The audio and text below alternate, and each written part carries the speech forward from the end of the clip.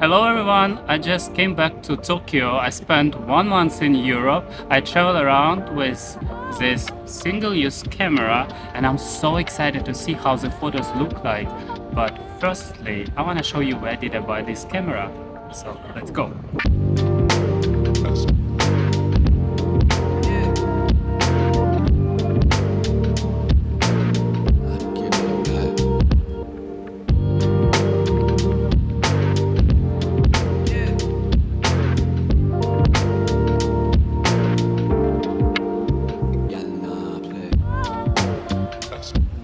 It's finally time to develop the film. I know the place where you need to wait only 2 hours, so let's go to big camera.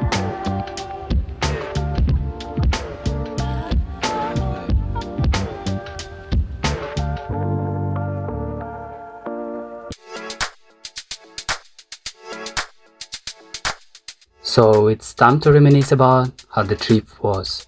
I visited 8 countries for the first time and I tried to see the main sites with my own eyes. And of course I took pictures.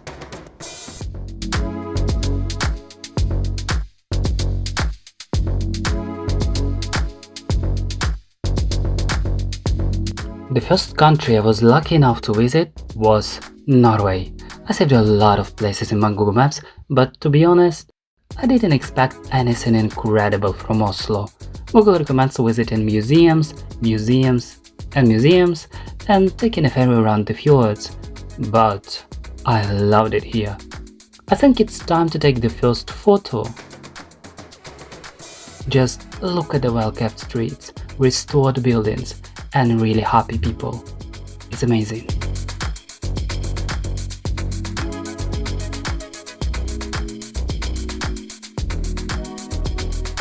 I just came to the Vigeland Park and it's pretty famous, so... And one more, just in case. I only have 2 days and 1 night in Oslo, so I still have to catch the ferry. I was in Norway on the 4th, 5th of November and it was not too cold, and the trees still had leaves, which made the scenery a little more colorful and less grey, which is great, right?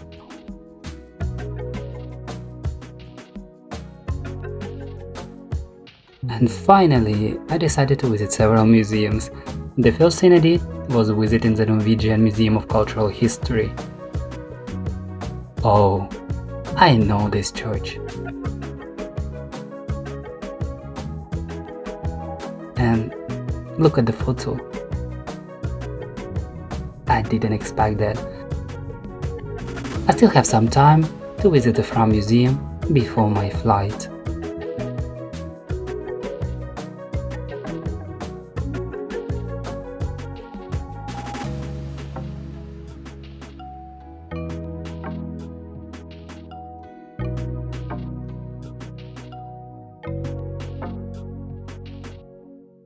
My second stop is Berlin.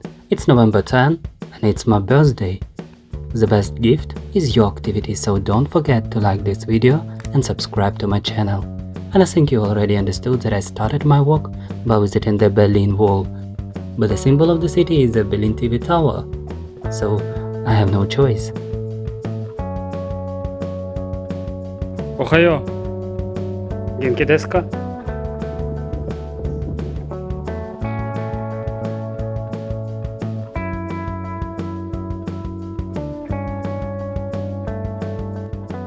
And right next to it is the Museum Island, and I couldn't stop myself from photographing the majestic Berlin Cathedral.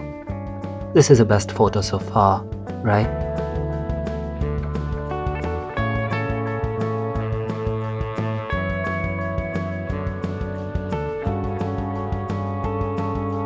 Unfortunately, I only have 1 day to visit the German capital. I got the impression that I chose the worst time because almost everything is closed for reconstruction. A lot of people ask me if I came to the rave. No, I like to walk around, enjoy the architecture, nature and atmosphere of the city, and I consider Berlin an interesting and beautiful city. Who said that it's grey and boring here? Oh, reconstruction again, but I have to take a photo of the Brandenburg Gate, right? I have a few hours to see a little more of the city sides. Let's take a little walk.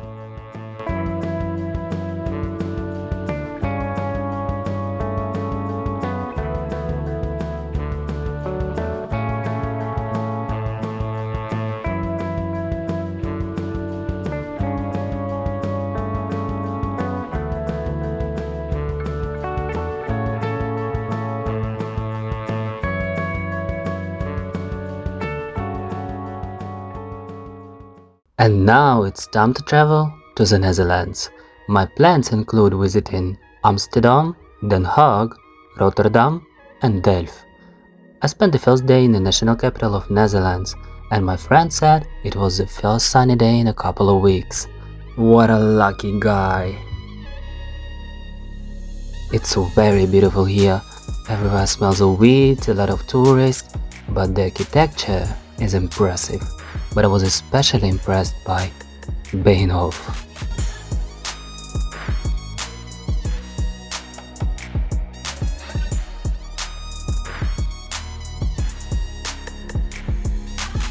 I arrived on a day when the entire city center was shut down due to a climate protest. There was a demonstration on the central square, but I decided to take a picture of the royal palace.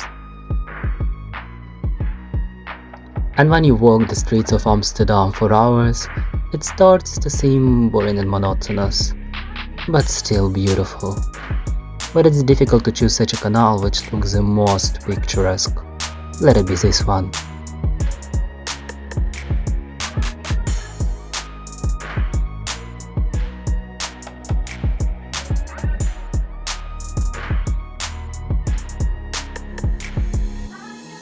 And I forgot to take a video of the red light district at night, and I'm not sure that it's allowed, but the city lives a completely different life at night, and everything still remains beautiful. A little dirty and smelly, but beautiful. Ohayo! Ohayo!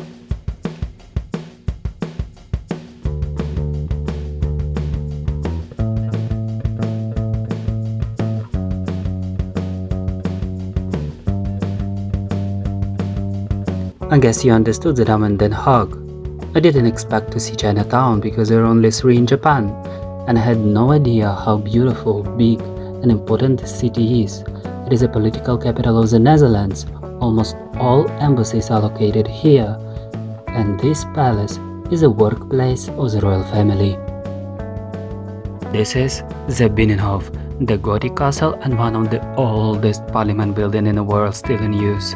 I really like how these birds pose for me, so I even posted photos on my Instagram.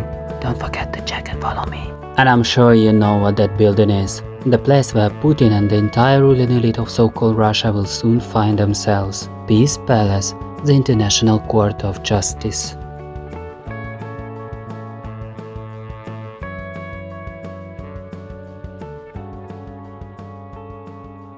New day, new cities, and I start my morning in Delft. This is the old church.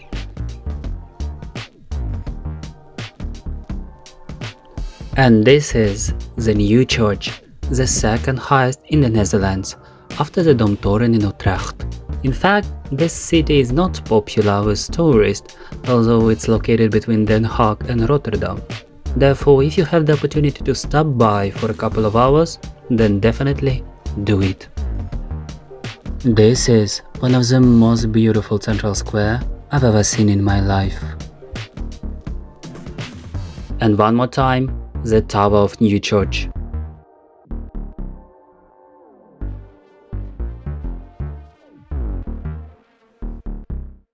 Meow.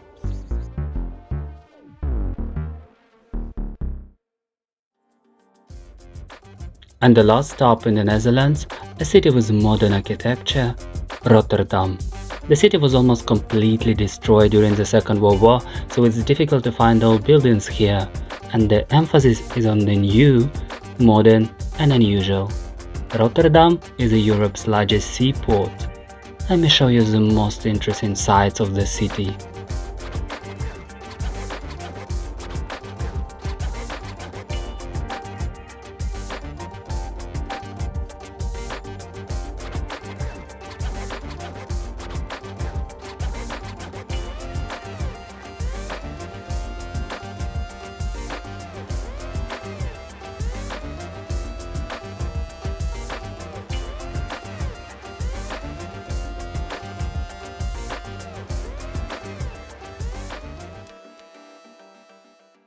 If you watched my previous video, you know which countries are next. It was the end of November when the cities began to prepare for Christmas and thereby spoil the view. Oh yeah, by the way, I'm in Vienna, Austria. Many people consider Vienna to be one of the most beautiful cities in all of Europe, so I had high expectations. It was the capital of one of the largest and most important empires in Europe. There was no significant destruction during the world wars. That's why many sites have been preserved here. But I was bored. I had no wow effect. Sometimes it even seemed that I was walking in Podil in Kiev.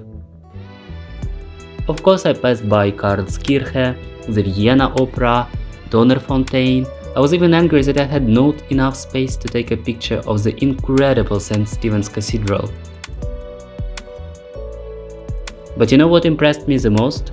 Hundertwasserhaus. It's exactly what you don't expect to see in Vienna, and it's what really makes you start looking and admire. But I still took a photo of another building, Hofburg, the former principal imperial palace of the Habsburg dynasty in Austria.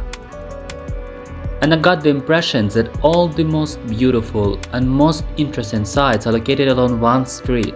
Museums, parliament, theater, opera, university.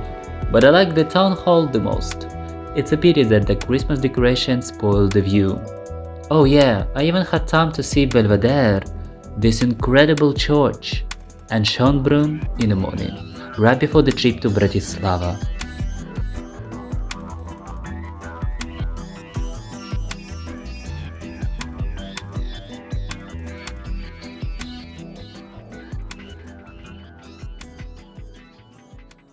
Not the most popular destination, but I was sure that even such small European capitals could pleasantly surprise me. There is a small old town with cozy little streets, national theater, churches, cathedrals, a lot of cafes and souvenir shops. But did you know that Bratislava was the capital of Hungary for 250 years? It was the favorite city of the Austrian Empress Maria Theresa, who spent half of her time in Bratislava Castle. That's why I should also climb the castle hill.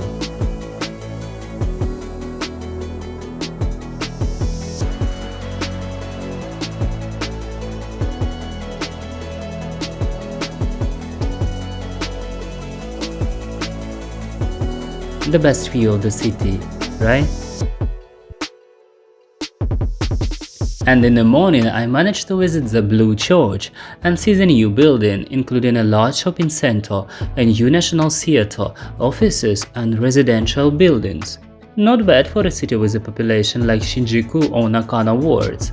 And I was almost late for the train to Brno because I was buying sweets that Sora and I ate in a previous video. But the train was late. For 40 minutes.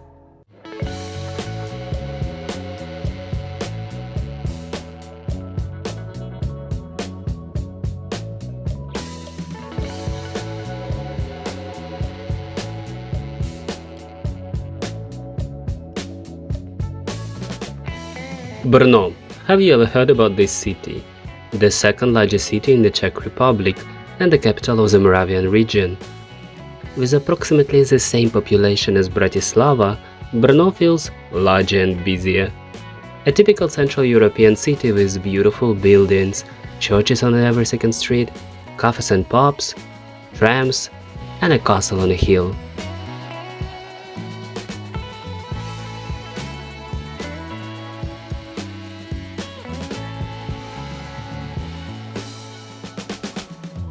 I found several locations that offer an incredible view of the entire city,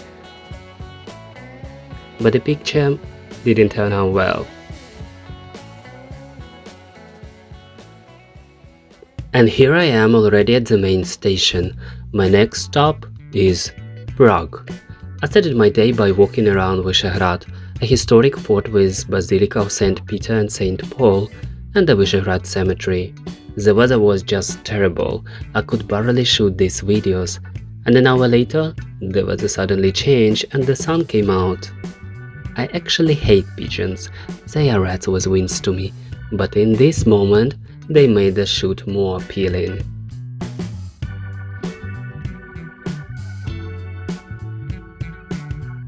and I just came to one of the most famous architectural monuments of the late 20th century, the Dancing House. And I decided to walk through the streets of the Nové Město district. I really wanted to see the head of Franz Kafka, but it was under reconstruction. But the gem of this district, in my opinion, is the National Museum, an incredibly beautiful building. And I've just reached the Palde Tower, and that means I'm entering the territory of the old town of Prague. The sun came out for a few minutes, and I managed to make this video and photo. Oh, by the way, I'm at the old town square, and the last stop for today is the Charles Bridge. What an incredible view opens to the other side of Prague from here. It really deserves another photo, and a post on my Instagram. Oh no, wait, I found a location with a cool view of the Charles Bridge. It's right next to Prague's narrow street. A new day, another side of Prague. I'm at the Hradčany district, and I'm going to see the castle. Yeah, a significant part of this district is occupied by Prague Castle, one of the most famous castles in Europe, and according to the Guinness Book of Records, the largest castle complex in the world. Part of the castle is St. Vitus Cathedral, the traditional place of coronation of Czech kings. Now, here you can find many museums, galleries, palaces, and the residence of the Czech president.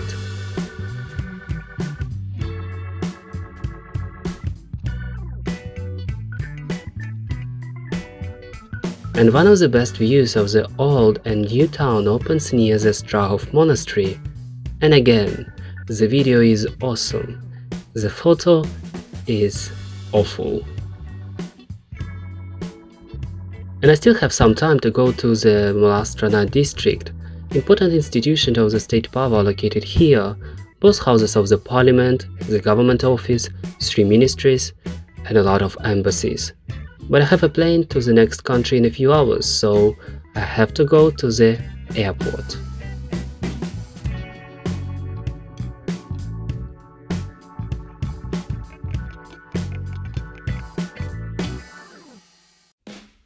Does this video help you understand where I am? This is probably the longest tram I've ever seen in my life. I have only one day to explore the capital of Hungary, Budapest.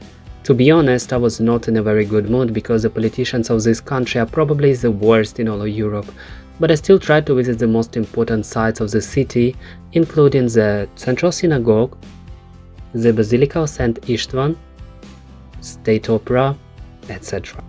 Oh, and this is the arrival of the first subway train on the European continent.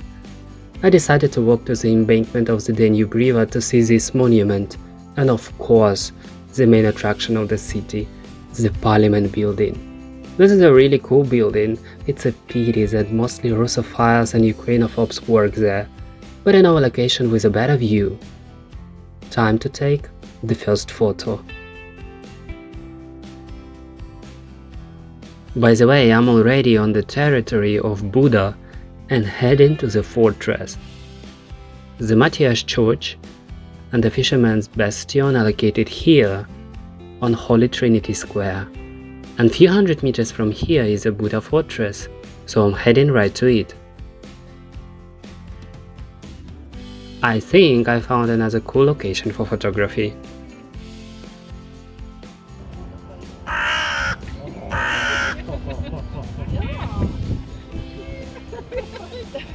It's getting dark pretty soon, so I'll just take a walk around the city. For some reason, the architecture of Budapest reminded me of Paris the most. Does anyone else feel that way? And I just arrived at Hero Square, but I'm not impressed by it at all. I'd like to see the embankment at night with street lights, Sicheny Chain Bridge and the Buda Fortress, and the Parliament building a couple of minutes before they turn off the lights. And it's time to go to the city where I spent most of my time, Krakow. I spent a lot of time in the city center, but I didn't make videos when the weather was good. I think you understand, when there is a lot of time you don't rush to record good videos. It was my first vacation and I saw my family for the first time in 2 years. They were forced to move to Krakow due to the Russian invasion of Ukraine. My hometown is located 12 kilometers from the front line and under daily shelling by the Russian invaders, so we have no other choice. Therefore, I urge you not to stop supporting Ukraine. It was a rainy day when my parents and I decided to walk around the old town. Indeed, I was stunned by the beauty of the Church of St. Mary, which is why I took this photo. We saw the main sites of the city, including the Barbican, the Market Square, the Dominican Church, the Church of St. Peter and Paul, and finished the walk on the territory of the Wawel Royal Castle. For centuries, the residence of the kings of Poland and the symbol of Polish statehood, Wawel Castle is now one of the country's premier art museums. That's why I decided to take a photo of this landmark. And in those few hours, we got very cold and went to warm up in a cafe where I accidentally met my first love. And it snowed in Krakow after a few days, and the city changed a lot. Therefore, I decided to take another walk through the city center. First, I went up to the Kościuszka Mount, which was erected in commemoration of the Polish national leader. Then I went down to the Podhorze district, where I was particularly impressed by St. Joseph's Church.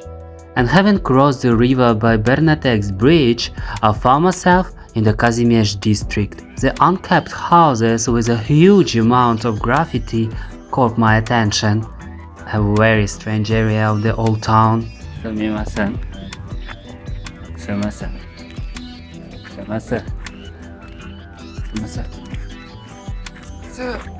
But I decided to return to the main square of Krakow because it's beautiful.